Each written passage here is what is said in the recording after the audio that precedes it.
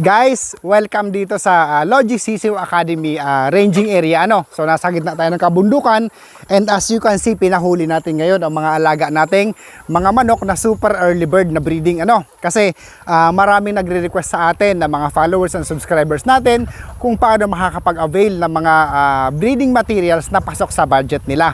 So ito yung mga palabas natin na super off season. So September born to, 4 months old ng January. So ngayong January 19 to 21, dadalhin natin ito sa World Game Fowl Expo, and I'm proud to announce you na super healthy nitong mga alaga nating mga manok.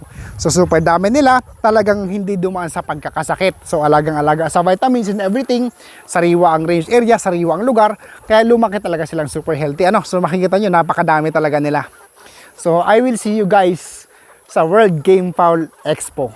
Thank you very much, Master Marcos ulit ito ng Logi Sisiw Academy.